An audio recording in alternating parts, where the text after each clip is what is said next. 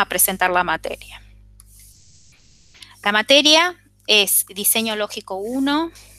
Vamos a deshabilitar la cámara. La materia es Diseño Lógico 1. El código es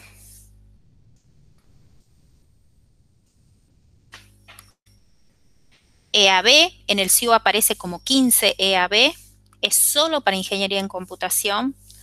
La materia no es de equiparación directa para aquellos que están haciendo cursado simultáneo con ingeniería biomédica o ingeniería eléctrica. La materia no es de equiparación directa, no son las mismas asignaturas. Para poder equipararlas tienen que rendir unas equivalencias y entonces sí se les puede pasar por la nota como equiparada, pero no es el mismo contenido. Coinciden en algunos temas, pero en otros no. Hay cosas en ingeniería y computación, muchas más cosas que no se ven en ingeniería eléctrica e ingeniería biomédica, y al revés, hay cosas que se ven en ingeniería eléctrica y biomédica que no se ven en ingeniería en computación. Así que aquellos que están haciendo cursos simultáneos tengan en cuenta eso, no es de equiparación directa. Lo digo porque he recibido varios mails donde me consultaban esto. ¿Quiénes somos los docentes? Bueno, el ingeniero Sueldo, el ingeniero del Sancio y yo. Conmigo van a tener todas las clases conceptuales o teóricas, que en realidad son teórico-prácticas. No existen solo clases teóricas, siempre tratamos de dar ejemplos prácticos de los conceptos que se ven. Entonces, conmigo van a tener toda la parte conceptual, teórico-práctico, y con el ingeniero Sueldo y del Sancio van a tener toda la parte práctica. Los horarios de la materia son lunes, miércoles y viernes de 10 a 12. El cursado de la materia va a tener una modalidad semipresencial. La idea es, digo la idea porque no sé todavía cómo se van a ir dando las cosas, si es necesario esto lo modificamos, pero en principio todas las clases conceptuales, teórico-prácticas, van a ser en forma virtual. No hay un día fijo, lo vamos a ir informando clase a clase a través de la página. Hay algunos días que van a ser virtuales y otros días que van a ser presenciales. La idea es que lo único que sea presencial sean los evaluativos y parciales, que van a ser en el aula 1314. Carlos, ¿está subido el cronograma de los evaluativos y parciales? Sí, ingeniera, está en calendario, está todo actualizado. Perfecto, ya está publicado entonces en la página la fecha de los evaluativos y los parciales. Bueno, la idea es hacer todo lo que se pueda en forma virtual. Y porque son muchos y no tenemos capacidad para más de 10 personas. No sé cuál es la capacidad máxima, pero creo que en más de 10 o 16, creo en el mejor de los casos, no se puede por turno, por el distanciamiento social y demás. Entonces la idea es que hagamos lo máximo que se pueda en forma virtual y que solo las instancias evaluativas las hagamos en forma presencial.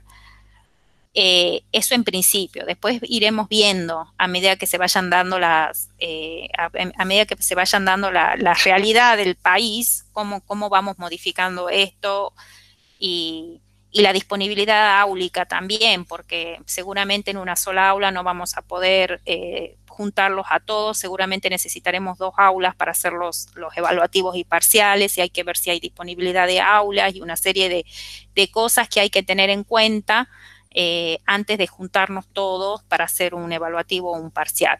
Pero la idea es que los evaluativos y parciales los hagamos presencial, a través del FACET virtual, pero presencial.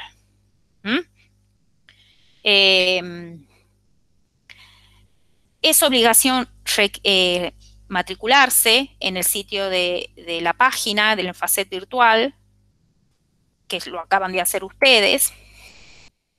La materia es una materia que necesita de electrónica 1 para que ustedes la puedan cursar.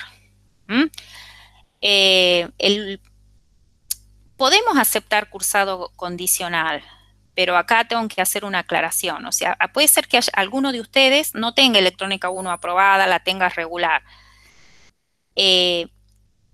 Pero tengan en cuenta de que el cursado condicional les va a servir siempre y cuando ustedes logren promocionar la materia. Si logran promocionar la materia, después seguramente no les va a salir la inscripción en el CIU Guaraní, entonces después cuando ustedes estén en condiciones me avisan, se inscriben como libre y yo les paso la nota de promoción. Lo que no le podemos guardar es la regularidad. O sea, puede ser que ustedes pierdan la promoción en el camino durante el cursado y en lugar de promocionar queden regular. Si están condicionales, la regularidad no le guardamos, no les sirve de nada la cursada si ustedes regularizan y están condicionales en la materia. Entonces, solo les va a servir la cursada para los alumnos condicionales en caso de que promocionen la materia. ¿Está claro lo que estoy diciendo? Ah, y acá me equivoqué, ¿no? La contraseña es 2021.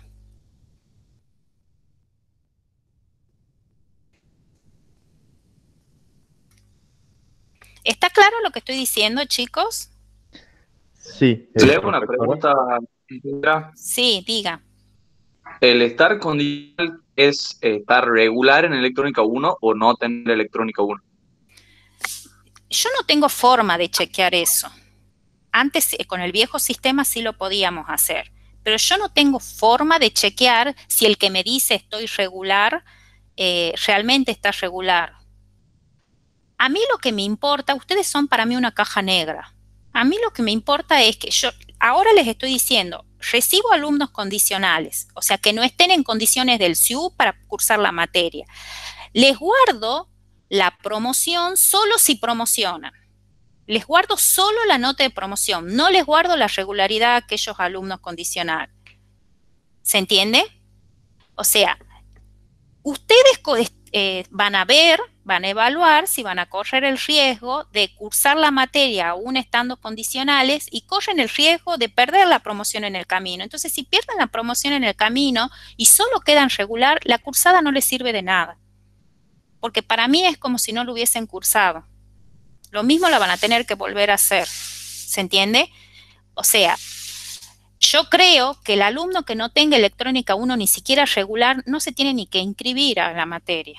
Es perder el tiempo. Que se ocupe en cursar la materia y por lo menos regularizarla, porque sí necesitamos concepto de electrónica 1. No necesitamos mucho, pero sí los necesitamos. Entonces, para mí va a poder aprovecharla mejor aquel alumno que por lo menos la tenga regular a electrónica 1. Ahora, yo no tengo forma de chequear si ustedes están regulares o la tienen aprobada. Yo lo único que les digo, ustedes son una caja negra para mí, que solo les va a servir la cursada condicional si promocionan la materia. Si no la promocionan, es como si no lo hubiesen hecho nunca. Entonces están perdiendo el tiempo. Entonces ustedes tienen que hacer una autoevaluación y ver qué les conviene hacer. ¿Se entiende lo que estoy diciendo? Perfecto, ingeniera, gracias. ¿Alguna otra duda? No, yo tenía la misma duda que mi compañero, porque en el CIU te pide regular para poder cursar electrónica, o sea, solo pide regularidad de electrónica. Bueno, perfecto, si solo pide regularidad. Entonces ahí los que estarían condicionales son los que no tengan electrónica 1, ni siquiera regular. Entonces, esos chicos piensen bien lo que van a hacer. Si tienen tiempo para cursarla y dedicarle tiempo y asegurarse de promocionarla, háganla. Porque de otra forma, si no tienen tiempo para dedicarle a la materia, si quedan regular y pierden la promoción, no les sirve de nada y han perdido el tiempo. Un valioso tiempo que lo podrían estar usando en estudio electrónica 1 o en cursar otra materia que sea anterior a esta. Entonces, es una situación que cada uno de ustedes la tiene que evaluar. ¿Está claro? Sí, sí. Sí, profe. Bien, sigamos avanzando. Ingeniera, Sí. se le puso en mayúscula la contraseña. Ah, La mira. primera. También hay que corregir eso. Igual ya se han matriculado casi todos, acabo de ver. Bien. La consulta, la asistencia la vamos a empezar a medir a partir de la próxima clase, que sería el miércoles. Pero para poder promocionar la materia, ustedes necesitan el 80% de asistencia a las clases teóricos, conceptuales, prácticas que tienen conmigo. Controlamos la asistencia. A ver, de nuevo, siempre aclaro lo mismo. No dejamos a nadie libre porque tenga el 60 o el 70% de asistencia, pero sí influye para nosotros en el concepto. ¿Por qué? Porque si te faltan 50 centésimos para poder promocionar, para poder aprobar llegar a la promoción, por ejemplo, nos fijamos en esas cosas, en esos detalles, para ver si merece esa persona subirle esos 50 centésimos o no. Entonces, para nosotros influye la participación en clase, la presentación de lo que se le vaya, de las cosas que se le vayan pidiendo durante el cursado. La nota conceptual para nosotros es importante. Entonces, no dejamos a nadie libre por asistencia, pero la asistencia suma. Para nosotros es importante. O si, por ejemplo, en lugar de 9 en la nota de promoción le ponemos un 10, no siempre, no solo para llegar a promocionar, sino también para premiarlos. Muchas veces premiamos por la nota de concepto. O sea, en lugar de 9 le ponemos a una persona un 10 de promoción. ¿Por qué? Porque vemos que es una persona muy participativa, que le gusta la materia, o sea, él ha demostrado durante el cursado eso, entonces también lo premiamos con la nota. Entonces, para nosotros, la asistencia influye en el concepto. Y no solo la asistencia, sino también la participación en clase. O sea, la asistencia por sí sola quizás no pesa tanto, pero sí junto con la participación en clase. Por supuesto, bueno, ahí se puede abrir un debate, una participación inteligente en clase, ¿no? O sea, entre comillas, el inteligente. No sé si se entiende lo que estoy diciendo. Sí. Sí, profe, sí se entiende. Bueno. Bueno, además de la asistencia de mis clases, tienen que tener los 6 evaluativos aprobados. Nosotros hemos puesto el techo el año pasado del 60%, a pesar de que acá dice 50%. Lo hemos subido el año pasado al techo. Esto todavía está por verse, si lo mantenemos en 50% de aprobado o en el 60%. ¿Qué quiere decir 50%? Que se aprueba con un 5 en 10 y un 60% que se aprueba con un 6 en 10. Entonces, esto lo vamos a definir cuando sea la fecha del primer evaluativo, si lo mantenemos en 50 o como el año pasado lo dejamos en 60. Entonces, aprobar esos 6 evaluativos que se toman cada 15 días. La idea es que cada 2 temas del programa se tome un evaluativo. Un evaluativo incluye contenido de 2 temas del programa. El programa está publicado en la página. Entonces, por ejemplo, el evaluativo 1 es el tema 1 y el tema 2. El evaluativo 2 es el tema 3 y el tema 4. Los evaluativos se rinden por FACET virtual, todos. O sea, ustedes van a tener la devolución de las notas en el momento. Puede ser que haya que somos humanos, que tengamos algún error denunciado, algún problema con el FACET virtual, que haya interpretado un punto por una coma, que se haya evaluado algún problema mal. Bueno, en ese caso revisamos el examen que corresponda en el FACET virtual y lo recorregimos. O sea, eso puede pasar también. Pero en principio, si todo está bien, ustedes van a tener la nota inmediatamente después de que terminen de rendir. Los parciales también van a ser presenciales y los parciales van a ser en lápiz y papel, a la vieja usanza, digamos, como veníamos tomando siempre. No son, a través de Facet virtual. Van a ser en lápiz y papel, y normalmente iríamos a la facultad para rendir tanto los evaluativos como los exámenes parciales presenciales.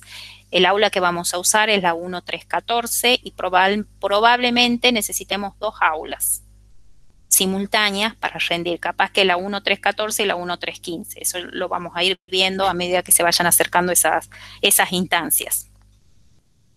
Y además de los evaluativos, los exámenes, la asistencia, necesitan hacer unos trabajos prácticos de PC, unas prácticas de PC, y acá lo que ven es básicamente lenguaje VHDL, programación en lenguaje de VHDL, cómo describir diseños lógicos en lenguaje VHDL. Entonces, esas prácticas se las hace en PC, que también las tienen que presentar.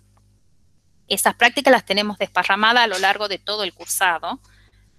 Entonces, cuando estemos dando un tema en particular, vemos cómo sería en lenguaje de descripción de hardware ese tema, entonces viene un práctico de ese tema. Entonces, eso se hace con práctica de PC, que ustedes tienen que presentarlo cuando corresponda para poder tener esa instancia válida, digamos. Son prácticos que se hacen en la computadora y que ustedes los tienen que presentar.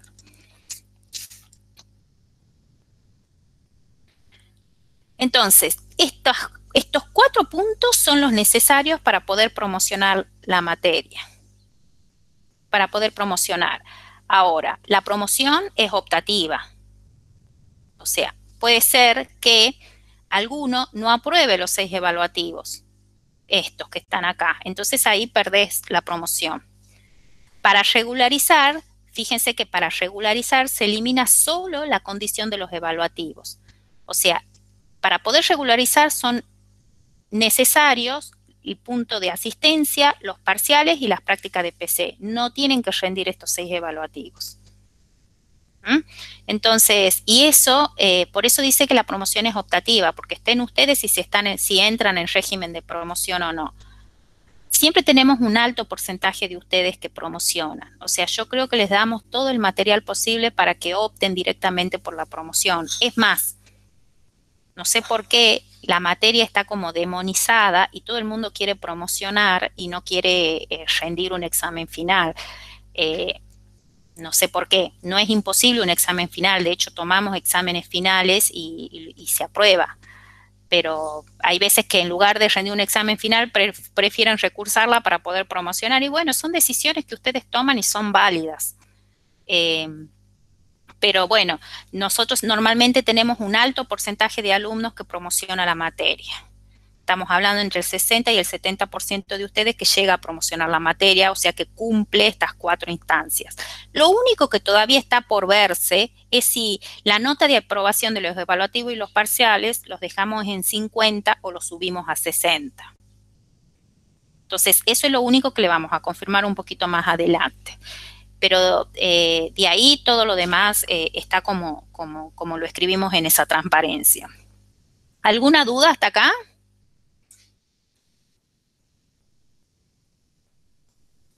No, profe. No, Bueno. ninguna. Normalmente... Profe, ¿la Sí. fecha de los parciales ya está definida? También, ya está subido en el cronograma. Bien. Está puesto en donde dice, creo que donde está el almanaque arriba en el Facet virtual, ahí está puesta la fecha de los parciales y de los evaluativos. Normalmente, supongamos que la nota de aprobación sea 50 en los evaluativos. Sea 5 sobre 10.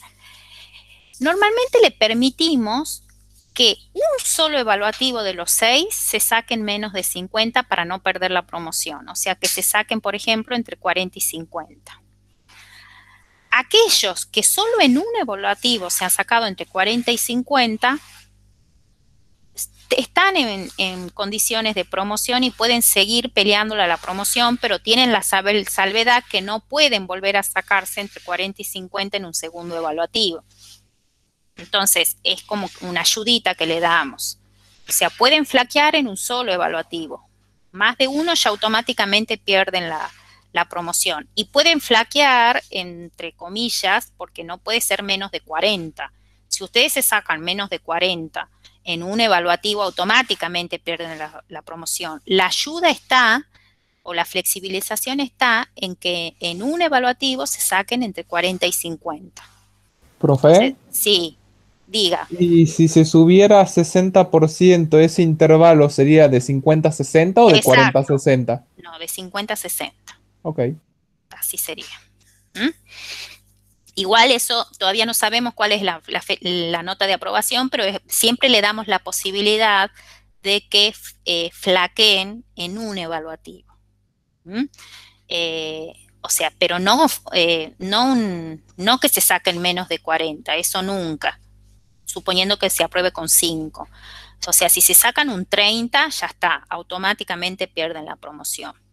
Eso en cuanto a los evaluativos. En cuanto a los parciales, pasa algo parecido, pero siempre y cuando flaqueen en el primer parcial. O sea, supongamos que el parcial se apruebe con 5.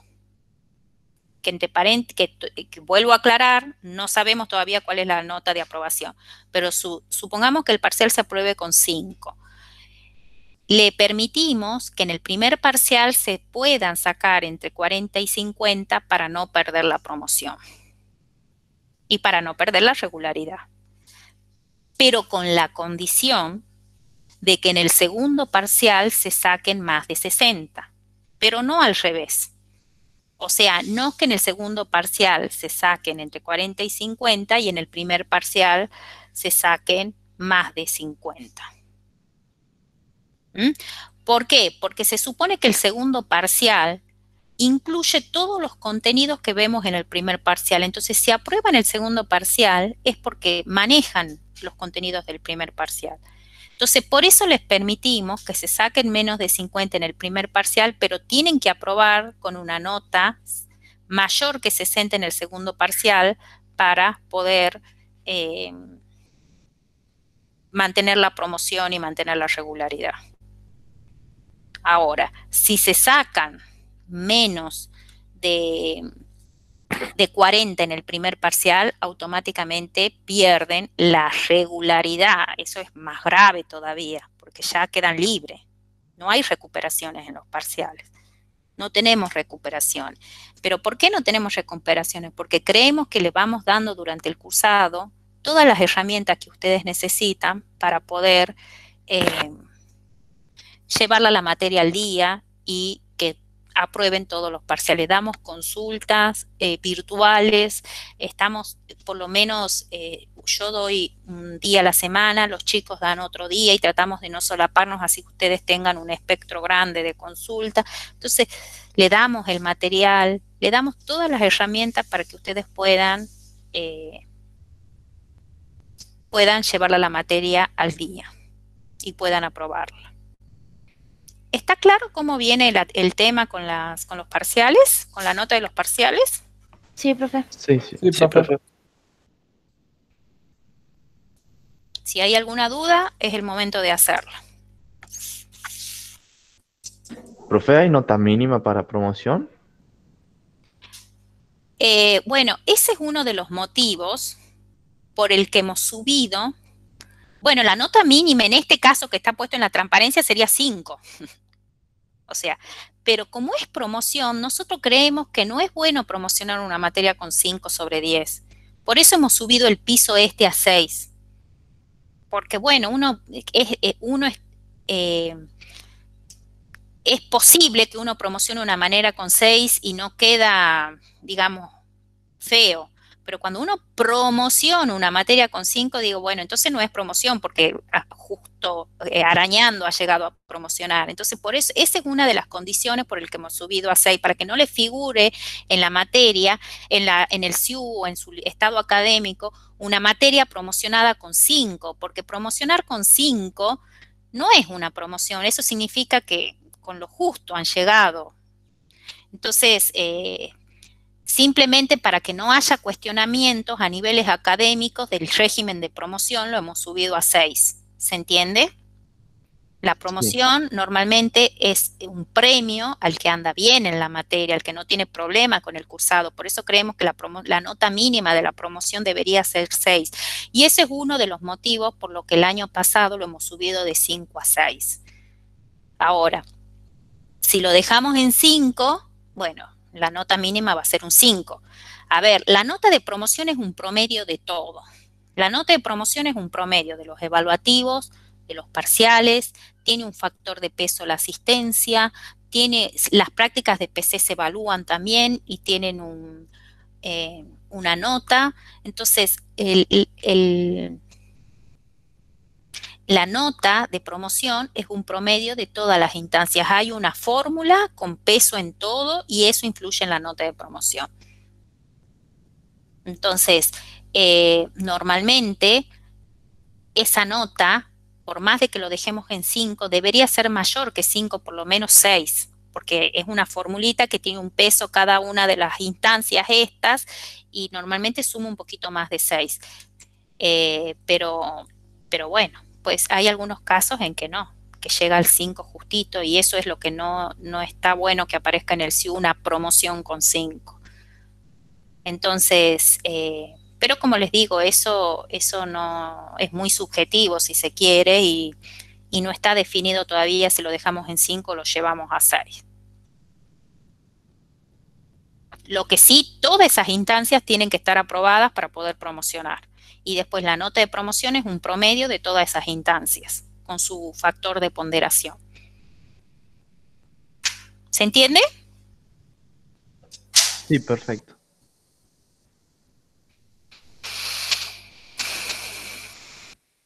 Bueno, entonces, ¿cuál es el objetivo principal de la materia? Especificar, sintetizar, verificar e implementar diseños lógicos combinacionales y secuenciales en dispositivos de pequeña escala, mediana escala y gran escala de integración. Vamos a ver qué son los dispositivos de pequeña escala, qué son los dispositivos de mediana escala y qué son los dispositivos de gran escala de integración. Y poder describir sistemas o diseños lógicos en un lenguaje de descripción de hardware y implementarlos en un dispositivo FPGA.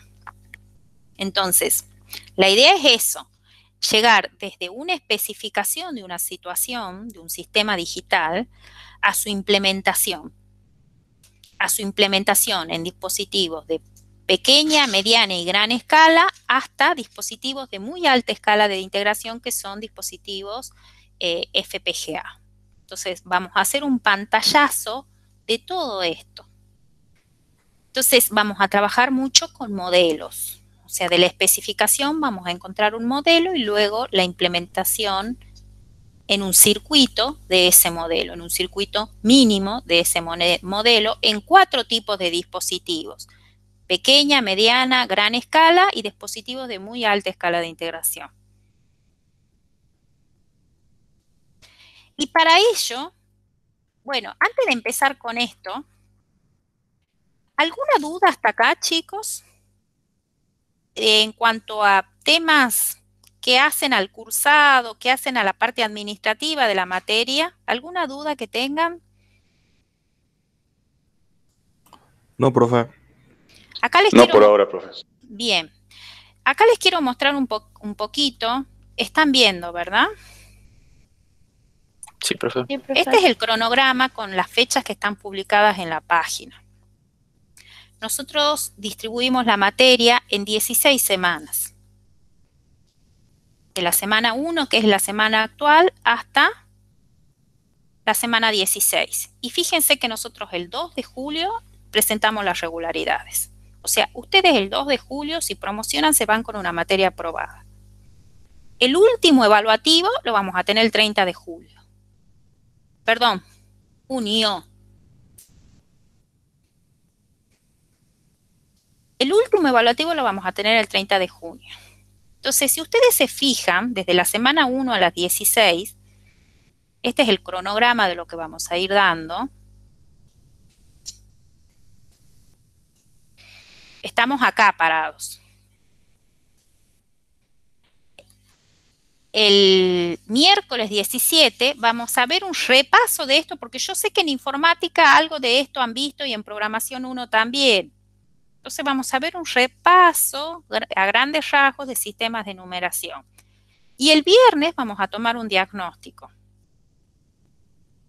Todavía no sabemos si ese diagnóstico lo vamos a hacer presencial o virtual.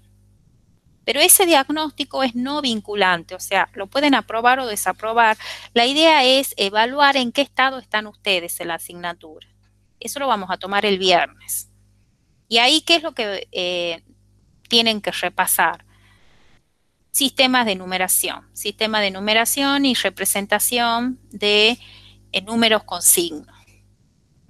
Si quieren, si no, se presentan a rendir con lo que saben. La idea es ver en qué estado está en qué estado están ustedes para encarar esta materia. Igual el miércoles vamos a ver un repasito de sistemas de numeración. Entonces, lo vamos a tomar al diagnóstico el viernes.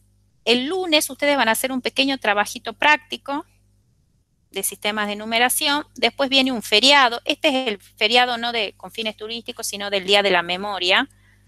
El 24 de marzo, del Día de la Memoria.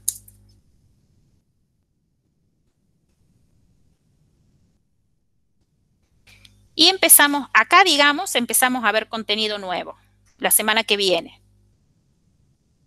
A partir del 26 de marzo empezamos a ver contenido nuevo.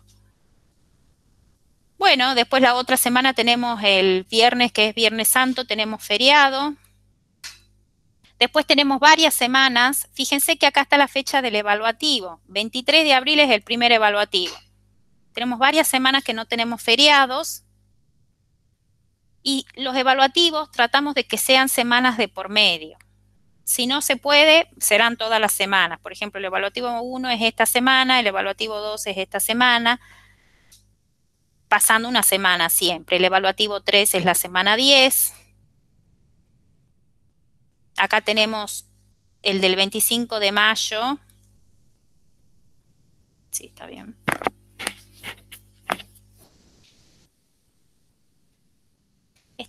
Este no es feriado, ¿no?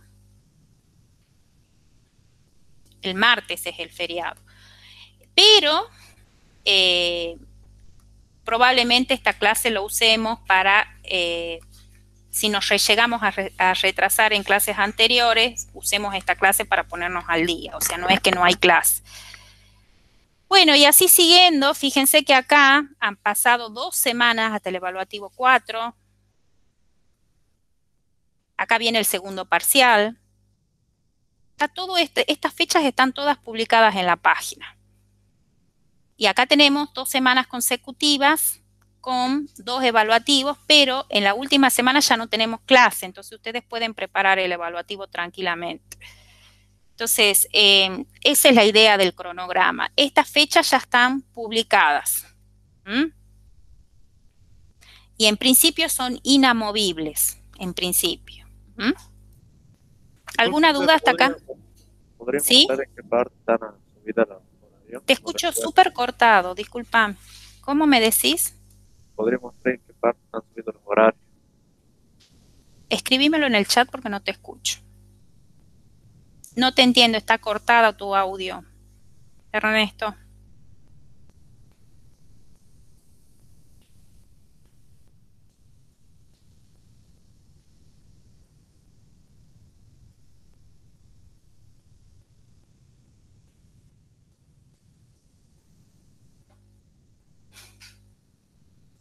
¿Alguien interpretó lo que preguntó Fidel? Si podría mostrar en qué parte están los horarios. Sí.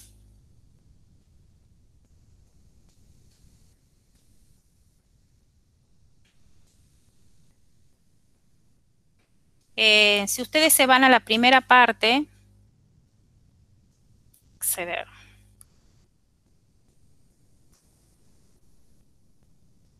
Acá. Si ustedes ven, acá tienen un horario que es el evaluativo 1, un día. Acá tienen el evaluativo 2, el primer parcial. ¿Lo ven? Está puesto acá en el calendario.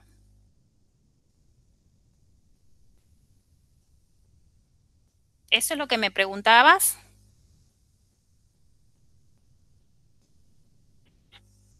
No, el archivo del cronograma nuestro no lo subo. Eso es una planificación interna nuestra, no lo subo. Los horarios de la asignatura son lunes, miércoles y viernes de 10 a 12.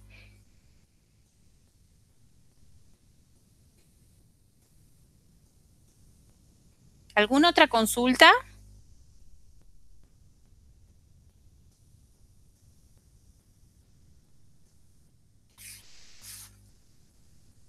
Perfecto. Sigamos entonces. No, acá. Disculpe, ingeniera. Sí. Yo estaba matricularizado el año que viene y no me puedo desmatricularizar para matricularizarme ahora. ¿Cómo? ¿Vos estabas matricularizado? Matriculado. Matriculado, perdón, el año pasado y ahora no encuentro cómo salir para volver a matricularme. Ah, bien. ¿No te da la opción para desmatricularte? Así es. Perfecto. Carlos, ¿estás conectado? Estoy, ingeniera, tienen que ver a la izquierda, pero bueno, Benjamín Cascales está hablando.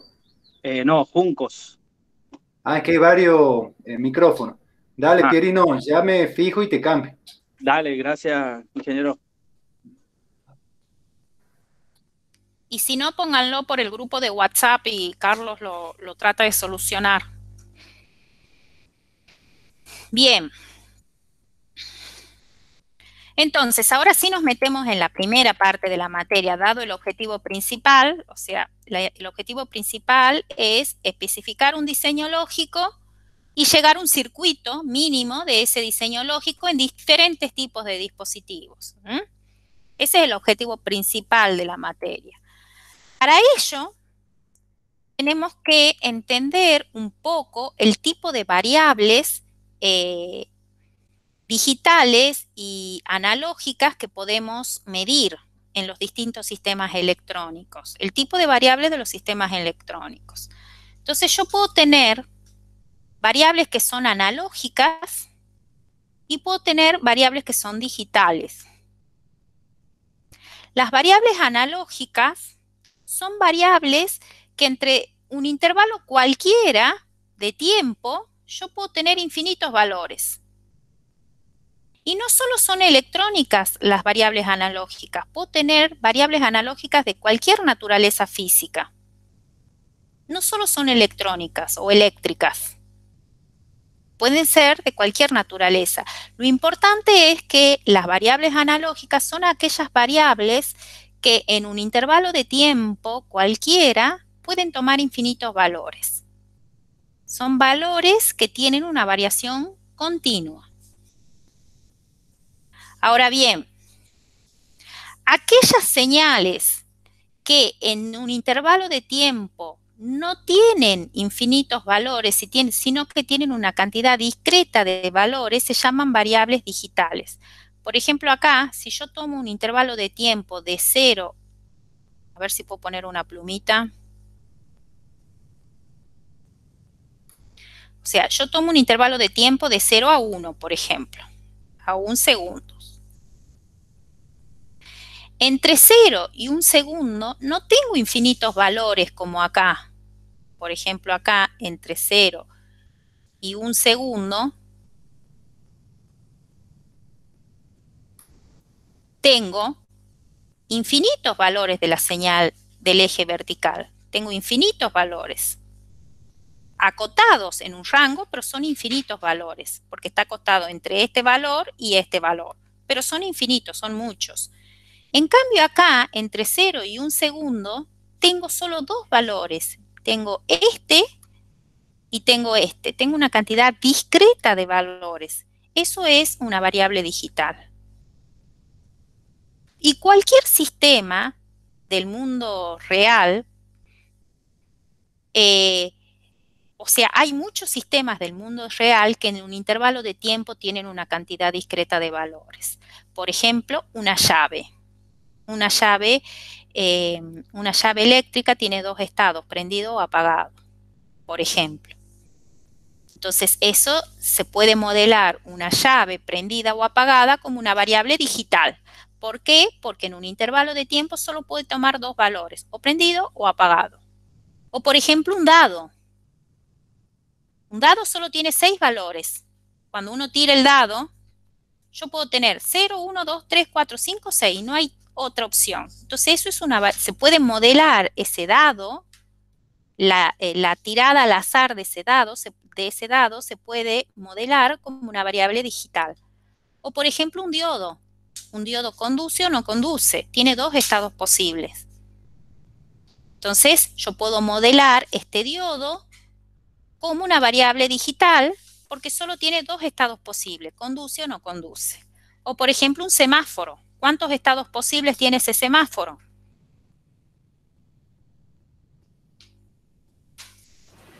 3. 3.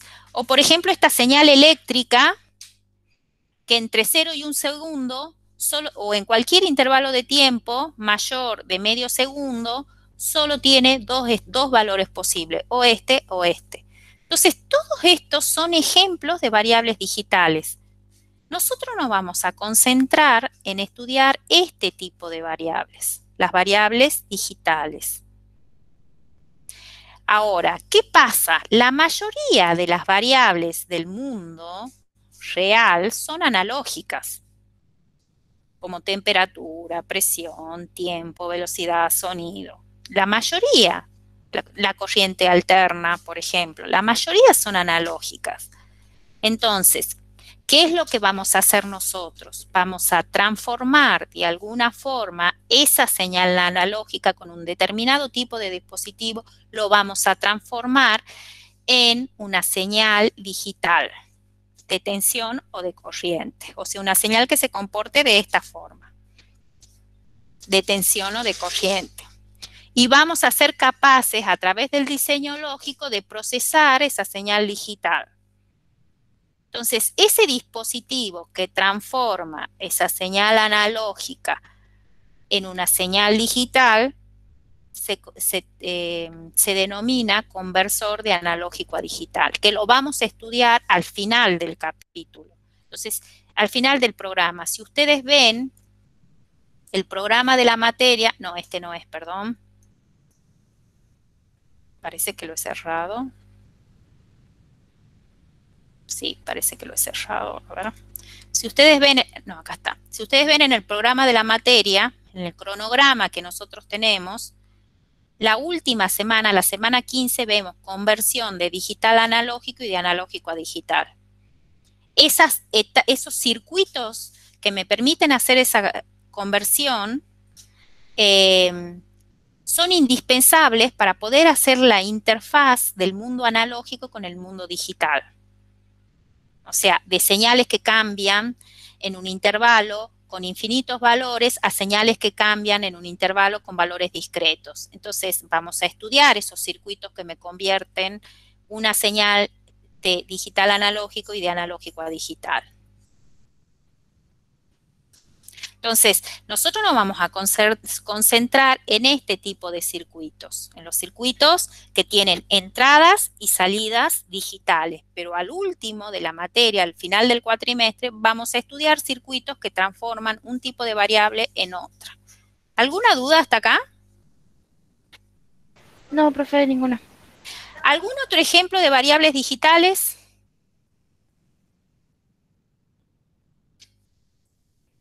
¿Algún ejemplo? Además de los que están puestos ahí en la transparencia.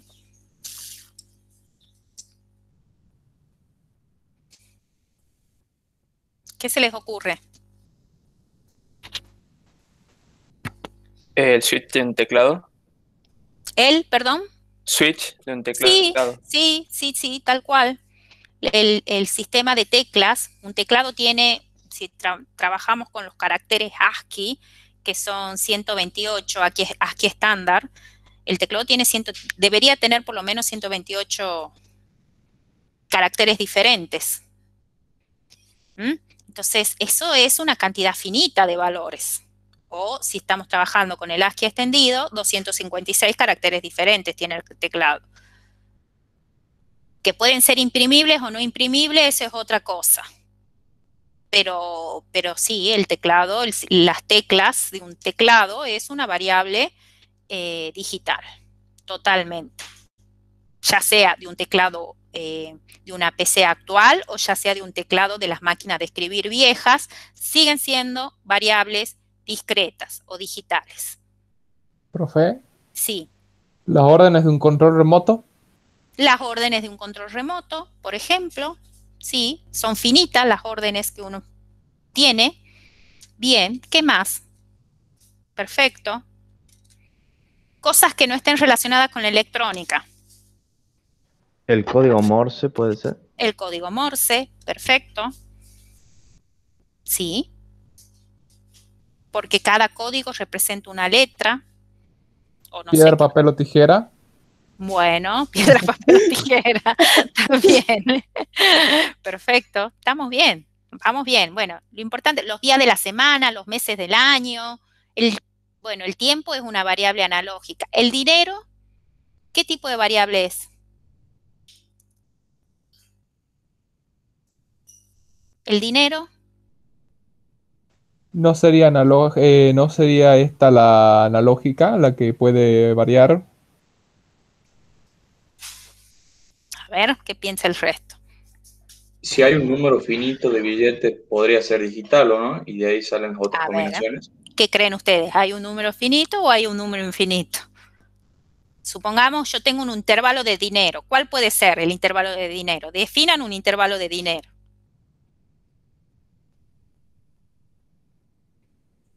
$1 y 1000 pesos. Bueno, ¿hay una cantidad finita de dinero en el medio? ¿O hay una cantidad infinita de dinero en el medio? Creo que sería infinita. O sea, hay Infinito. millones de combinaciones posibles, digamos, con No, sería centavos y finito, todo eso. porque lo mínimo que se puede tener es 1 centavo. Exacto, exacto. Tienes razón, Joaquín. El dinero es una variable digital porque la mínima fracción de dinero que yo puedo tener es 1 centavo. Si bien voy a tener miles de centavos, justo has elegido de 1 peso a 1000, voy a tener muchas moneditas de 1 centavo, pero es la mínima fracción que tenemos. Entonces, el dinero, 1 peso, tiene una cantidad finita de monedas de 1 centavo. Entonces, el dinero es una cantidad digital. No hay duda en eso. No puedo dividir menos de 1 centavo. Si yo tuviese la opción de dividir menos de 1 centavo, ahí sí tendría una cantidad analógica, pero no la tengo. ¿Está claro el ejemplo? Sí. A ver, otro ejemplo. Pregunto. ¿Profe? Sí. ¿Y qué pasaría, por ejemplo, en un sistema, no sé, de home banking, que podrías tener menos de 1 centavo? O sea, podrías tener 0, algo por alguna diferencia que te haya quedado. Bueno, esa es una maña de los bancos. Eso no existe. Bien. Lo que pasa es que es como un sistema de acumulativo que se van compensando los centavos, las fracciones de centavos que te quitan en una transacción, te la compensan en otra. Entonces, en definitiva, vos siempre tenés para compensar esa fracción que te está faltando, pero cuando vos vas al banco no podés traer 1000 pesos con 56, a ver, 1056,57 centavos, por ejemplo. No podés traer eso, o te dan 60 centavos o te dan 70 centavos, pero no te dan la fracción. Hay un error ahí. Bien, entiendo. Gracias. ¿Se entiende? No, pero eso, igual que el combustible, pasa lo mismo. A pesar de que el caudal es una medida analógica por naturaleza, yo entre dos caudales puedo tener infinitos valores, pero cuando uno va a medir ese caudal con un instrumento que es de naturaleza digital, lo que estoy haciendo es digitalizando el monitoreo de ese caudal. Entonces estoy transformando una variable que antes era analógica en una variable discreta. Entonces lo mismo pasa con el combustible. Hay una mínima porción de caudal que no la puedo medir. Y lo mismo pasa con la facturación del combustible, que siempre hay una mínima fracción que no me la pueden cobrar o que la estoy pagando de más. ¿Se entiende? Sí. Sí, se entiende. Entonces, hay que separar acá lo que es la variable por analógico digital a lo que es la salida del instrumento que uso para medirla. Si el instrumento que uso para medirla es digital, la salida de ese instrumento va a ser digital. Porque si yo tengo una balanza digital con una precisión de 1 gramo, nunca voy a poder medir menor que 1 gramo. Pero el peso, la naturaleza del peso es una variable analógica. Yo puedo entrar a esa balanza con infinitos valores de peso, pero el instrumento me va a entregar una variable digital que tiene una precisión de 1 gramo. ¿Se entiende? Hay que distinguir esas dos cosas. Y la rapidez, la velocidad de un auto, por ejemplo, ¿qué creen ustedes? ¿No sería lo mismo? Que sería una analógica, pero el instrumento me va a devolver algo digital con el que yo lo mido. Claro, a ver, si lo estoy midiendo con el reloj de aguja, me va a devolver algo analógico. Ahora, si lo estoy midiendo, pero aún así ese instrumento analógico tiene una precisión. Y después, si lo estoy midiendo con la computadora, ahí es más evidente todavía que tiene una precisión esa computadora de a bordo. ¿Se entiende? O con el GPS, que también tiene una precisión. Pero ahí estoy transformando la señal, ahí la estoy transformando. O sea, no, la señal que la naturaleza de la señal es analógica, pero cuando la registro, la transformo en otra señal de una naturaleza diferente que va a ser digital o discreta. Entonces, ahí no tenemos que equivocarnos. Igual pasa con los termómetros digitales y con todos los instrumentos de medición. Siempre hay una precisión mínima que más allá de eso no podemos pasar.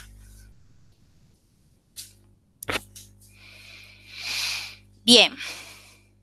Profe, o sea Sí. que nosotros hacemos más énfasis en los sistemas que traducen a esas variables analógicas. Claro, nosotros hacemos, acá justamente en esta transparencia está esto, hacemos énfasis en sistemas que tienen entradas digitales y salidas digitales. Entonces, por ejemplo, el mundo real es por sí mismo un sistema. Voy a cambiar el puntero. Láser. El mundo real es un sistema gigantesco. Este sistema gigantesco se puede describir como subsistemas. Algunos de esos subsistemas van a ser analógicos y otros van a ser digitales.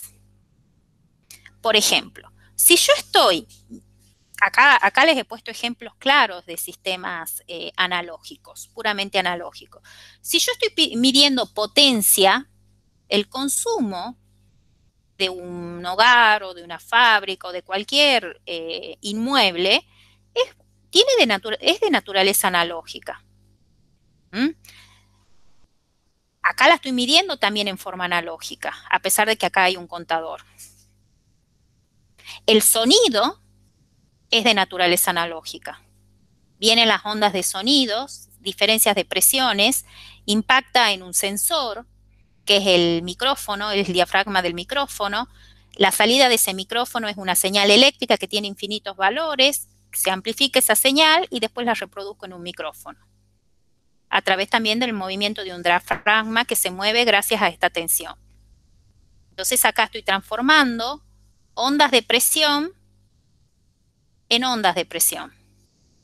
Entonces, la entrada es una señal analógica, todas las señales involucradas son analógicas y salgo con una señal analógica.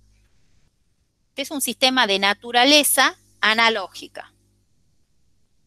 Ahora bien, un sistema digital, un monitor digital, ahora los monitores son todos digitales, tanto las pantallas de LED de las teles, o los de los Smart TV o de los celulares, los smartphones, frecuencímetros, contadores. Bueno, todo esto es de naturaleza digital. Acá no hay señales analógicas involucradas. Entran señales digitales y salen señales digitales. Entonces, este gigantesco sistema que es el mundo, se lo puede dividir en varios subsistemas. Subsistemas analógicos y subsistemas digitales. Es como que ustedes, del universo de sistema que es el mundo, del universo donde este es el mundo, lo pueden dividir en dos subsistemas. Un subsistema que es analógico por naturaleza y un subsistema que es digital, que se modela con señales digitales. Entonces, nosotros vamos a hacer foco en esto. Pero no quiere decir que no vamos a estudiar cuál es la interfaz de analógico a digital y de digital a analógico. Sí la vamos a estudiar al final del cuatrimestre. Vamos a estudiar cómo hacer para transformar variables analógicas en variables digitales. Ahora, ¿cuáles son los sistemas analógicos? Los sistemas analógicos son aquellos sistemas en donde todas las señales o variables, veamos, variables más general que señales, porque señal hace referencia a una señal eléctrica de tensión o de corriente. En cambio, variable es general, hace referencia no solo a señales eléctricas, sino a la naturaleza, a cualquier naturaleza de variables. Entonces, un sistema es analógico cuando todas las señales involucradas, tanto internas como externas, son de naturaleza analógica. Un sistema es digital cuando todas las señales involucradas son de naturaleza digital. Cuando yo digo todas las señales involucradas, ¿qué es lo que estamos diciendo? Que si nosotros modelamos el sistema como una caja negra, supongamos el sistema digital tanto las variables de entrada, que pueden ser una o varias, por eso hago una flecha gruesa, las variables de entrada como las variables de salida y las variables internas son todas de naturaleza digital. Ahora bien, yo puedo tener sistemas híbridos. ¿Qué son los sistemas híbridos? Son aquellos sistemas donde tengo los dos tipos de señales, tanto analógicas como señales digitales. Esos son los sistemas híbridos. Supongamos que tenga entradas, variables analógicas, y salidas, variables digitales, por ejemplo. Entonces, esto ya no es un sistema digital, esto ya es un sistema híbrido. O puedo tener al revés. Puedo tener entradas digitales, salidas analógicas, sigue siendo un sistema híbrido. O puedo tener entradas analógicas, salidas analógicas y en el medio señales digitales, o sea, variables internas que son digitales. Entonces, eso también es un sistema híbrido. Entonces, no hay un sistema, normalmente los sistemas no son puramente analógicos o puramente digitales. Normalmente los sistemas son híbridos. O sea, tienen los dos tipos de señales. Ejemplos de sistemas híbridos. El conversor de analógico a digital. Esto se llama CAD. De analógico a digital. O el conversor de digital CDA a analógico. En el primer caso, entro con variables analógicas, salgo con variables digitales. En el segundo caso, entro con variables digitales, salgo con variables analógicas. Entonces, esto sí lo vamos a estudiar al final de la materia. Pero la mayoría del cursado nos vamos a concentrar en estudiar sistemas digitales, en este tipo de sistemas, donde las entradas y salidas son digitales. ¿Alguna duda hasta acá? Profe, ¿algún ejemplo de un sistema que de entrada tenga una variable digital y de salida una analógica? Sí, ahora te lo muestro. Dale, gracias. Ahora te lo muestro.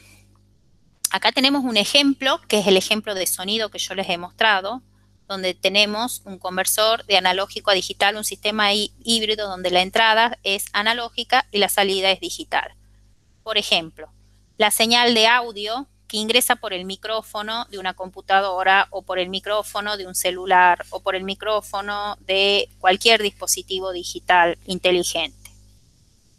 Entonces, esa señal de sonido ingresa al diafragma del micrófono, la salida, ese diafragma transforma las diferencias de ondas de presión del sonido en una señal eléctrica continua proporcional al sonido. Entonces, acá yo lo que voy a tener es una señal eléctrica que me da información del cambio de las ondas de presión. Y es continua. Lo que hace esta tarjeta de sonido es convertirme esa señal continua en valores discretos. Un valor, 2 valores, 3 valores.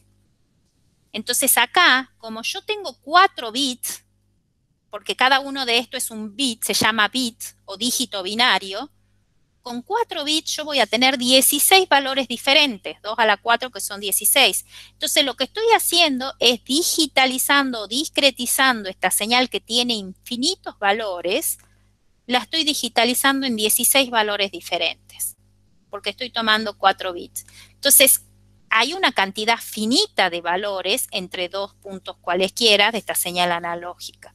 Entonces significa que esta tarjeta de sonido hace las veces de conversor de una señal eléctrica analógica a una señal binaria digital. Es un CAD. Este es el ejemplo de un CAD. O sea, esta tarjeta de sonido hace las veces de este conversor de analógico a digital. El sensor sería el diafragma del micrófono. El sistema físico sería la onda de sonido. Y el computador estaría acá. Acá estaría la PC. O cualquier sistema de computadoras.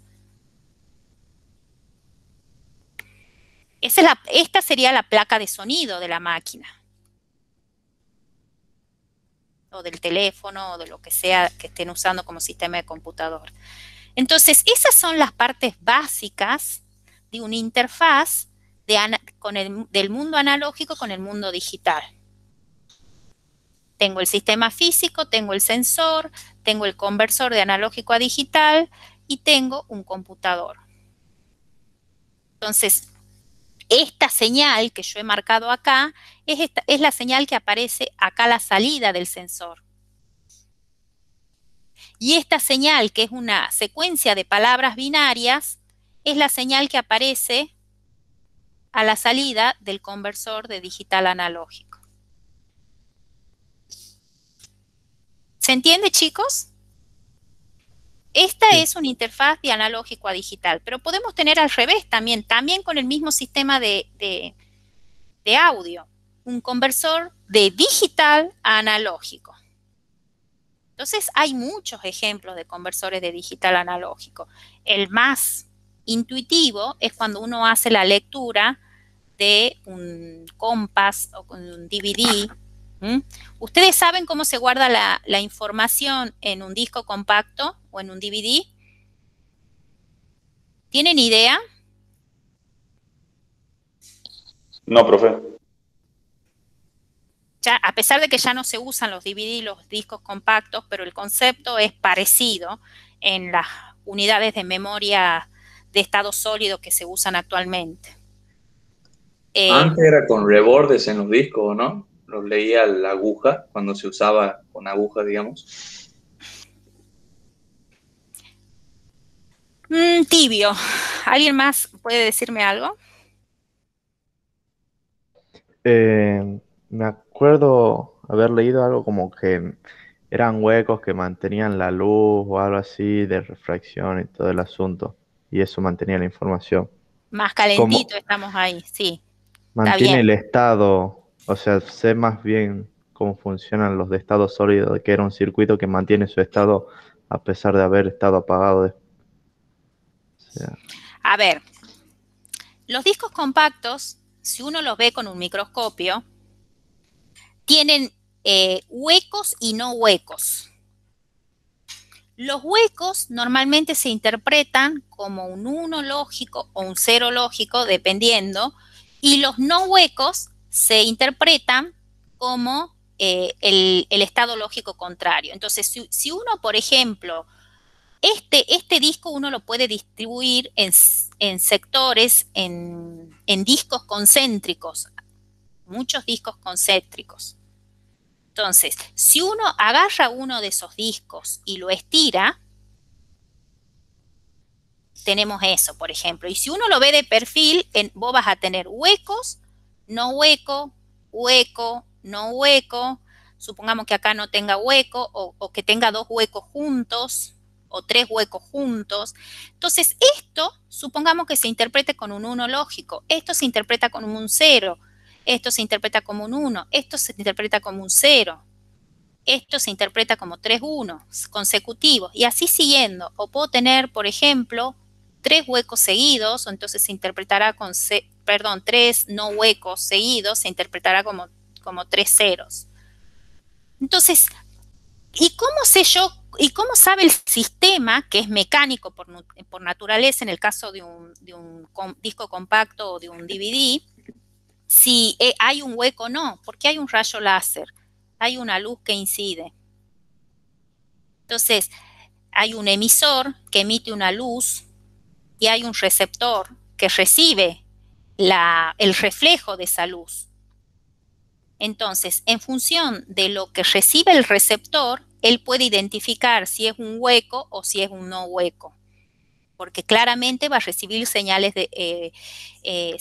con longitudes de onda, mejor dicho, tiempos de viajes diferentes si estoy en un hueco o estoy en un no hueco.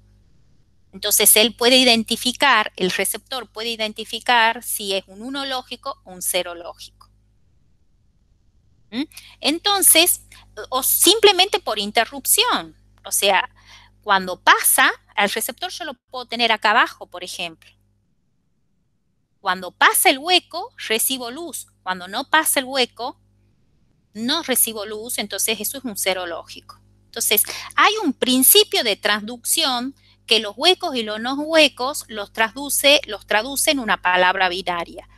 Y acuérdense que esto está girando a una velocidad muy alta y hay un rayo láser, este emisor y esta fuente está quieta y es el disco lo que gira a una alta velocidad. Entonces hay una parte mecánica importante acá. Por eso dicen que cuando los discos rígidos que no son de estado sólido, tienen un motor ahí que hacen girar ese disco y tienen un rayo láser que permiten leer los huecos y no huecos, y por eso dicen que cuando está girando no hay que moverlo porque se puede descalibrar y podés dejar de leer bien los huecos y los no huecos. Entonces, por eso es que esto con el tiempo han dejado de usarse y ya se trata de hacer discos de estado sólido que no tengan partes mecánicas, y al no tener partes mecánicas es más confiable la información que se guarda y gasta y consume menos energía también, porque las partes mecánicas tienen un peso, hay un motor que hay que alimentar, entonces eso consume mucha energía y hace que la batería se gaste más rápido, que se disipe más calor, que tenga que usar disipadores y una serie de cosas que cuando uno tiene una unidad de almacenamiento que es de estado sólido, al no haber partes mecánicas, consume menos energía, disipa menos calor y entonces la batería tiene mayor durabilidad, por ejemplo. Entonces, este es un ejemplo clásico en donde se almacena información en forma binaria. Entonces, cuando el motor está girando, en todo momento el receptor me va mandando una secuencia de unos y ceros, que son huecos y no huecos. Y esa secuencia de unos y ceros es una palabra digital que toma el convertidor de digital a analógico y me lo transforma en una señal eléctrica. En una señal eléctrica que tendrá esta forma. Aquí a su vez ingresa a un amplificador lineal que me acondiciona los niveles de tensión y de corriente. Y finalmente ingresa un parlante que me devuelve la onda de presión, que es lo que yo escucho. Entonces acá es un ejemplo típico donde estoy almacenando información que no es eléctrica, porque estos huecos y no huecos no es una señal eléctrica, una variable eléctrica. Estoy almacenando una variable de alguna forma mecánica y la estoy transformando, mecánica y digital, la estoy transformando en una señal analógica. Entonces, este es un ejemplo de un convertidor de digital analógico. En realidad, el convertidor es solo esto. Es una interfaz, desde acá hasta acá, es una interfaz de digital analógico. ¿Se entiende, chicos? Sí.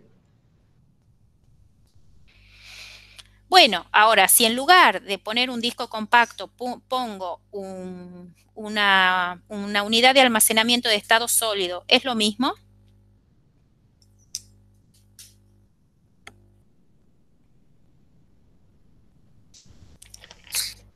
La señal de entrada sigue siendo digital. Claro, la señal de entrada sigue siendo digital. Es lo mismo. Entonces, esto es un ejemplo real de un conversor de digital a analógico, y lo que estamos viendo con los distintos bloques es una interfaz, en realidad, de digital a analógico. Profe, ¿con los vinilos pasaba lo mismo? ¿Cómo? Con los vinilos pasaba lo mismo antes del compact disc. Sí, totalmente. Lo que pasa, ¿y por qué? ¿Cuál era el problema con los vinilos? La capacidad que tenían, ¿puede ser? O sea, sí, como que no podían poner tanta información como un compact disc, y el tamaño además. Pero había otro problema muy importante, que también lo han heredado los compact disc, pero no tan grave como los compact disc y los DVD. ¿Se iban desgastando con el uso? Claro, se van modificando con la púa, porque ahí se leía con una púa, se van modificando los huecos y los no huecos. Ahí se leía como con una púa. Y, Ingeniera. Sí. ¿El convertidor sería la interfaz? No. Esa parte. La interfaz sería todo esto. O sea, desde acá, todo es la interfaz, hasta acá. La interfaz sería esto. Desde acá hasta acá. Ahora, el conversor solamente es el dispositivo electrónico que me recibe una señal eléctrica y me devuelve una señal eléctrica, pero una señal eléctrica analógica y una señal eléctrica digital, por ejemplo. O sea, la diferencia entre el convertidor y la interfaz es que el convertidor tiene como entrada una señal eléctrica digital, pero es una señal eléctrica, y como salida otra señal eléctrica analógica, pero es una señal eléctrica. En cambio, la interfaz es toda la circuitería desde que estás en contacto con la variable digital hasta que salís con la variable analógica. Es el conjunto, incluido el sensor y el actuador. Sería todo el sistema. Claro, toda la interfaz. Una interfaz se define como una adaptación de dos tipos de variables diferentes. En cambio, el convertidor solo tiene entrada eléctrica y salida eléctrica. Entrada eléctrica con determinadas características y salida eléctrica con determinadas características. En cambio, la interfaz incluye desde el sensor, que es esto, hasta el actuador, que es el parlante, el altavoz. Cuando nosotros estudiemos los conversores o convertidores, que eso sí es lo mismo, vamos a estudiar cómo entramos con una señal eléctrica y cómo salimos con una señal eléctrica. No estudiamos esta parte. Esto es simplemente a modo informativo. No estudiamos sensores y actuadores. Pero, a ver, sin este convertidor es imposible implementar una interfaz completa. Se llama interfaz con el mundo analógico cuando vos incluís todo. ¿Se entiende? Sí, profesora. Muchas gracias. ¿Alguna otra duda?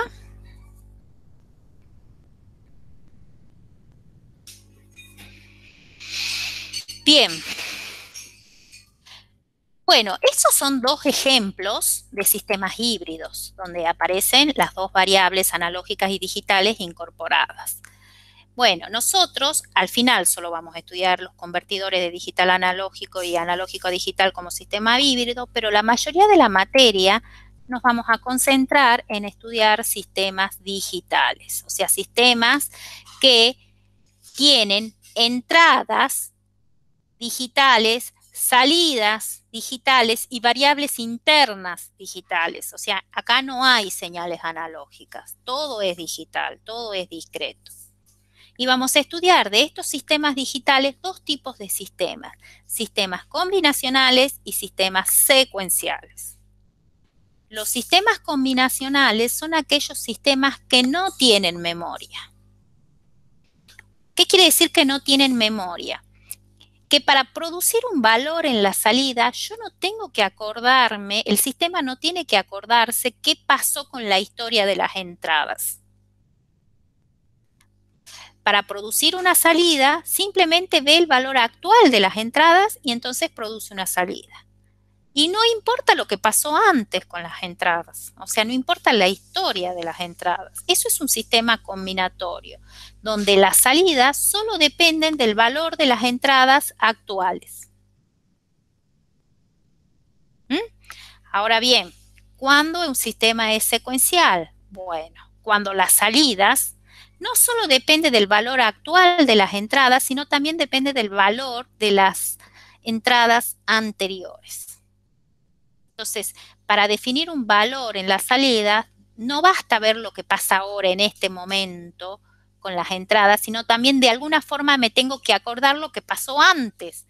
Y en función de lo que pasó antes y de lo que está pasando ahora, recién produzco la salida. Esa es la definición de un sistema secuencial. En cambio, en un sistema combinatorio, la historia de las entradas no importa. Entonces, en la primera parte de la materia vamos a ver los sistemas combinatorios. En la segunda parte, hasta acá, hasta todo sistema combinatorio es el primer parcial. Y todo sistema secuencial es el segundo parcial. Profe, Sí, ¿podría darnos un ejemplo de sistemas secuenciales? sí, cómo no. Por ejemplo, el caso típico, una cerradura digital. Una cerradura digital, supongamos que, voy a ponerle puntero, la plumita, supongamos que vos tenés, yo les digo que este sistema es secuencial. ¿Y por qué les digo que es secuencial? Supongamos que vos tenés una entrada en este sistema secuencial que en forma consecutiva ingresa primero la tecla 1, después ingresa la tecla 2 y después ingresa la tecla 3. Y que cuando llega en esa secuencia las teclas, primero la 1, luego la 2 y luego la 3, recién abrís una salida. O sea, esta sería la cerradura. Y la cerradura puede tener dos valores. O que está en on, abierta, o al revés, no importa, puede estar, bueno, que está en on o que está en off. Entonces, son los dos valores que puede tener esa cerradura. Por eso es digital. Entonces, cuando ingresa la secuencia 1, 2, 3, está en on. O sea, solo cuando ingresa esta secuencia, está en on. En caso contrario, la cerradura está cerrada. Muy bien. Ahora, yo, para abrir la cerradura, antes tiene que haber ingresado, ahora tiene que, a ver, para abrir la cerradura ahora tiene que ingresar un 3. O sea, si yo miro, en el momento de abrir la cerradura, si yo miro las entradas, tiene que estar el 3. Pero antes tiene que haber estado el 2 y antes del 2 tiene que haber estado el 1. O sea, yo tengo que ver la historia, porque si no ocurre esa historia, no puedo abrir la cerradura. Entonces, veo la entrada actual, que es esta, esto es lo actual, lo que está ocurriendo ahora, pero también tengo que ver lo que ocurrió antes. O sea, esto es lo antes. ¿Entienden? Entonces, para abrir la cerradura, no basta ver con que venga un 3. Tengo que ver que antes vino un 2 y que antes del 2 vino un 1, que vino esta secuencia. Entonces, ese es un ejemplo típico de un sistema con memoria o secuencial, donde la historia de las entradas es importante y la secuencia de las entradas es importante. Cuando uno dice la historia es importante, uno está diciendo la secuencia es importante. ¿Se entiende? Sí, profesora. Otro ejemplo de sistemas secuenciales, ¿qué se les ocurre? La memoria RAM podría ser, ¿Por qué? porque tiene almacenadas las cosas que se usaron hace poco, entonces acelera toda la salida.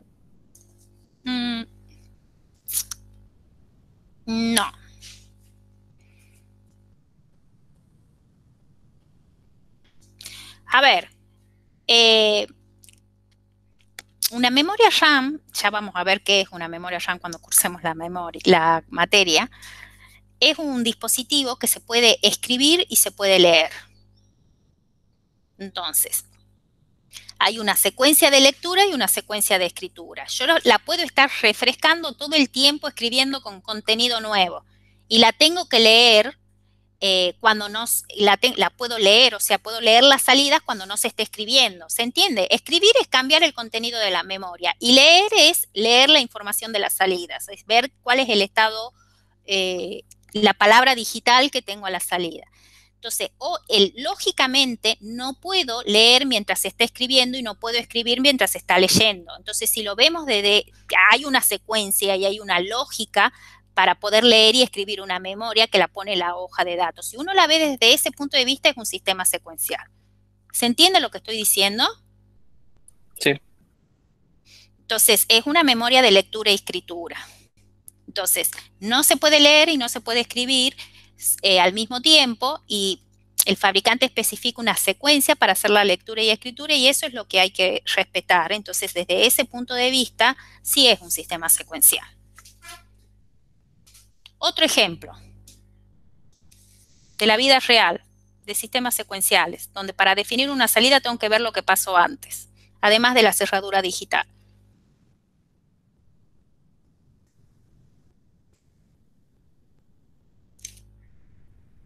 ¿Y la contraseña de un celular? Bien, ese es un ejemplo de una cerradura electrónica, si se quiere. La contraseña es el patrón de desactivación, de desbloqueo de un celular, es una especie de cerradura electrónica, en definitiva. Sí, ese es otro ejemplo. ¿Un semáforo podría ser? Que tiene que esperar un intervalo de tiempo y ahí ya tiene una historia que ver. Exacto, un semáforo. Un semáforo es un sistema secuencial por excelencia. Un semáforo de una calle simple, un semáforo de una intersección de avenida, son todos sistemas secuenciales. Entonces, hay muchos ejemplos de sistemas secuenciales. ¿Y de sistema combinatorio?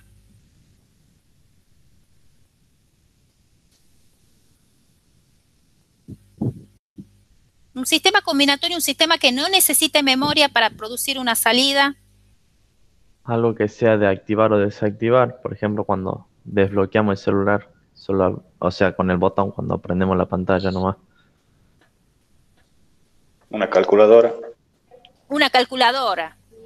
Me gusta ahí una calculadora. Una calculadora es solo combinatorio. Lee la información de la entrada y produce un resultado y ya está. Eso sí es un sistema combinatorio. O, por ejemplo, un sistema de votación electrónico que cuando haya mayoría de votos favorables en las entradas, la salida sea un aprobado o un desaprobado de esa moción, por ejemplo, en una sala de consejo, una sala de juntas. Cada uno tiene un botón, cada persona del consejo, de la junta tiene un botón y con la activación del botón se aprueba esa moción y cuando no se activa el botón se desaprueba la moción. Entonces, uno propone una moción y en función de la cantidad de personas que hay en esa sala o en ese consejo, en función de la cantidad de teclas que se activan, uno dice que uno puede especificar en forma digital si se aprueba o no la moción en forma automática. Entonces, supongamos que en la sala haya 125 consejeros, cada uno con su tecla. Esos 125 consejeros van a ser las entradas de este sistema. Entonces, la salida va a ser aprobación o desaprobación. Entonces, de esos 125, supongamos que 100 haya presionado la tecla. Entonces, si 100 ha presionado la tecla, entonces yo a la salida voy a ver un cartel que diga aprobado o el botón verde, o una luz verde que diga aprobada esa moción. Si, por ejemplo, de esas 125 personas, solo 50 han presionado la tecla, entonces va a haber una luz roja que diga desaprobado porque hay minorías de voto. ¿Se entiende? Eso es un sistema combinatorio, donde solo basta con leer la información de las entradas para producir una salida. O el sistema de teclas, también de una computadora, no necesita memoria. Cada tecla tiene un valor. ¿Cómo? Un interruptor. Un interruptor, o está prendido o está apagado, no necesita memoria, perfecto. ¿Qué más? Luces RGB. Sí, por ejemplo, o sea, en función de la combinación del R, G y B, me producen un color específico por la combinación de los píxeles. Ese es otro sistema sin memoria. Entonces, las herramientas con que se tratan los sistemas con memoria o sistemas secuenciales con los sistemas sin memoria o sistemas combinatorios son diferentes, son muy diferentes. Entonces, la primera parte de la materia vamos a ver los sistemas combinatorios y la segunda parte de la materia vamos a ver los sistemas secuenciales.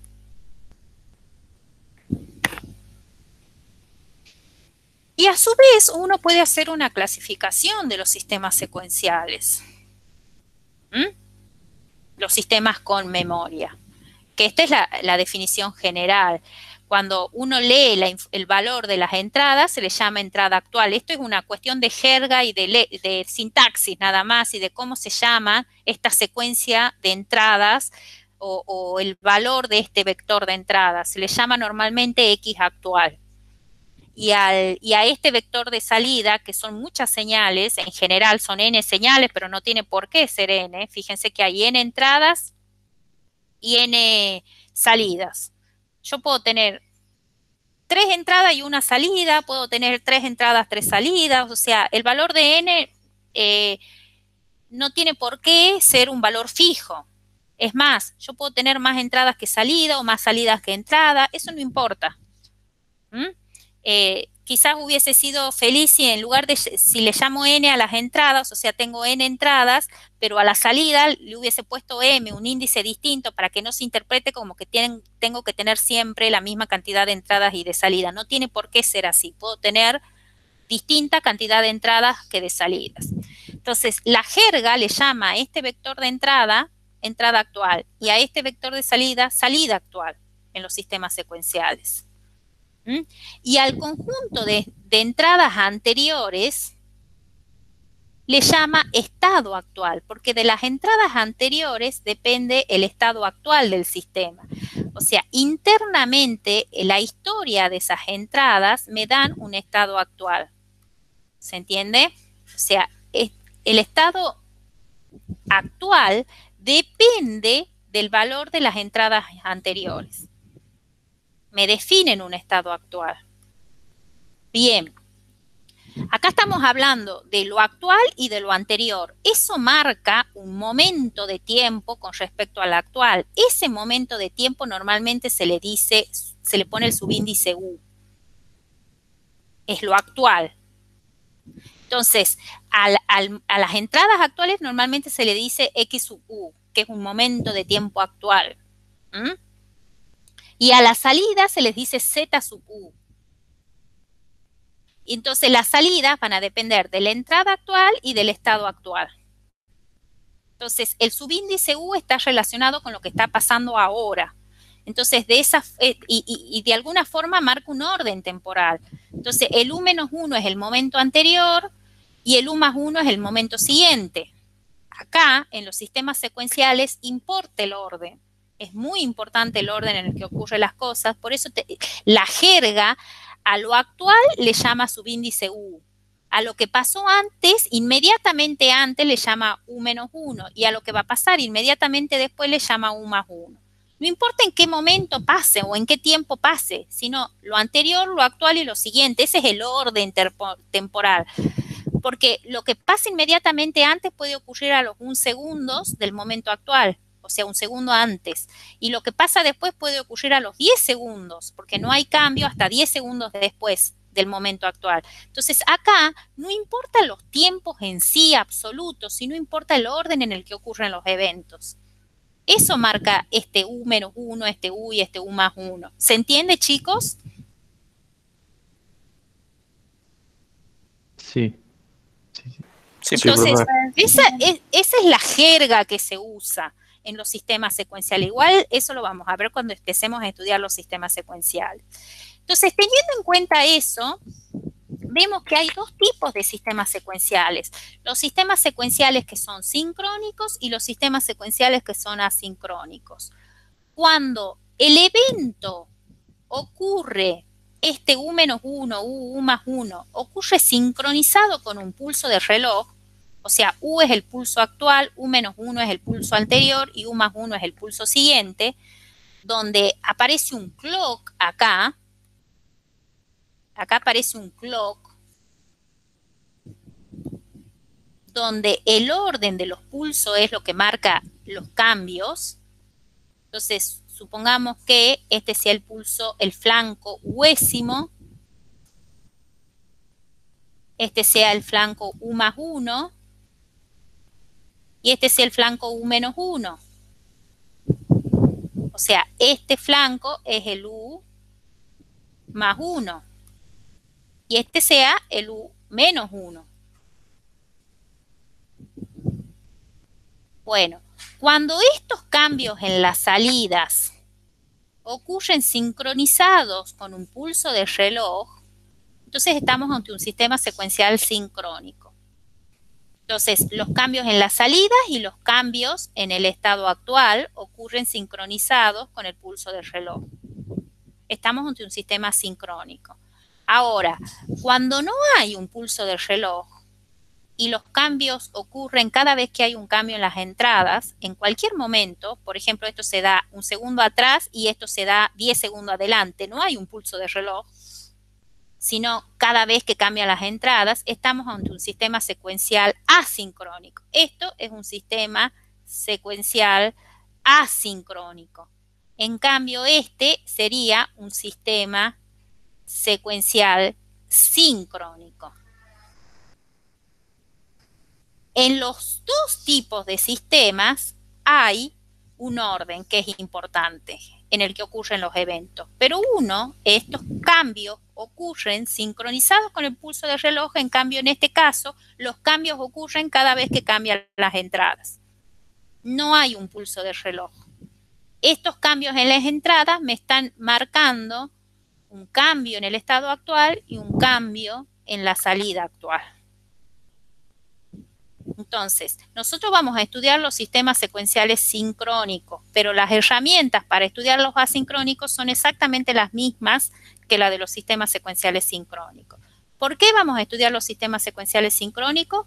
Porque de esa forma yo tengo un control de cuándo cambian las salidas y el estado actual. Entonces, si yo sé que tengo un clock de periodo 1 segundo, yo sé que las salidas van a cambiar a cada segundo. Entonces, la entrada puede cambiar todo lo que quiere en el medio del flanco, pero ese cambio no se refleja en la salida hasta que no venga el pulso del reloj. Entonces, como a nosotros nos interesa ese control de cambios, es que siempre vamos a tratar de hacer sistemas secuenciales sincrónicos, porque sabemos cuándo va a cambiar la salida, en sincronía con el pulso del reloj. En cambio acá, si la entrada viene sucia con ruido, cada vez que cambie la entrada, va a producir un cambio en la salida. Entonces, no tengo un control de cambio en la salida. Entonces, por eso es que los secuenciales asincrónicos normalmente se trata de evitarlos.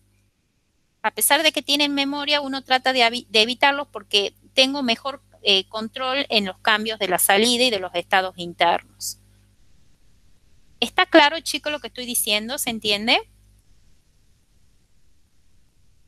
Sí, profe. Sí, profe. Bien. Entonces, cuando veamos en la segunda parte de la materia vamos a estudiar los sistemas secuenciales sincrónicos, pero son exactamente las mismas herramientas que la de los sistemas secuenciales asincrónicos. ¿Y en qué consiste la materia teniendo en cuenta esta introducción? Nosotros vamos a recorrer este camino. En un sentido, o sea, de arriba hacia abajo, y en otro sentido, de abajo hacia arriba. Tanto en los sistemas combinatorios como en los sistemas secuenciales. Entonces, vamos a partir de una especificación de un problema, que es normalmente una especificación dada por el cliente. Vamos a encontrar un modelo de ese problema, de esa especificación. Y para poder formular este modelo, vamos a necesitar herramientas matemáticas. Estas herramientas, ¿qué son? Los sistemas de numeración, el álgebra de Boole, la teoría de máquina de estado finito, bueno, códigos, protocolos, son una serie de herramientas que cuando yo las maneje voy a poder representar el modelo. Entonces, del modelo hago la implementación, lo minimizo ese modelo y hago la implementación del circuito mínimo. O sea, uno modela, pero me tengo que asegurar que ese modelo sea mínimo, porque después ese modelo va a reflejar un circuito. Y si el modelo no es mínimo, el circuito no va a resultar mínimo. Entonces, cuando yo de la descripción verbal llego a un circuito mínimo, estoy haciendo un proceso de síntesis. La síntesis es un proceso que me permite encontrar un circuito mínimo a partir de una descripción verbal. Entonces vamos a recorrer todo este camino tanto para sistemas combinatorios como para sistemas secuenciales. Ahora, cuando hago al revés, cuando parto, a mí me dan un circuito y quiero llegar a identificar qué es lo que hace ese circuito, cuál es su funcionalidad, entonces estamos ante un proceso de análisis. El análisis es el proceso inverso a la síntesis. Y el análisis es un proceso que a partir de un circuito puedo identificar qué es la especificación de ese circuito o qué es lo que hace o la funcionalidad de ese circuito. Entonces, nos vamos a mover tanto en sistemas secuenciales como combinatorios, tanto en el proceso de síntesis como en el proceso de análisis. Y vamos a aprender a hacer eso. ¿Alguna duda, chicos? No, profe. No, profe. Bueno. Con eso terminamos la clase de hoy. Nos vemos el miércoles a las 10 de la mañana y a partir del miércoles ya empiezo a tomarles la asistencia a medida que los voy habilitando. Por favor, traten de no conectarse tarde. Traten de conectarse 5 minutitos antes de la clase y así no perdemos tiempo en ir reflejando la asistencia de cada uno. ¿Alguna duda? No, profe. Bueno, chicos, me despido de ustedes ahora. Esta semana vamos a acordar, vayan pensando en un horario de consulta conmigo, después van a arreglar con Carlos y con Leo otro horario de consulta, pero vayan pensando cuando les den los horarios de las otras materias, qué día les convendría para hacer consulta conmigo. Así que, bueno, si no hay preguntas, nos desconectamos. Bueno, profe, hasta luego. Chao. Chao, profe. Chao, profe. Chao. Hasta luego, profe. Profe.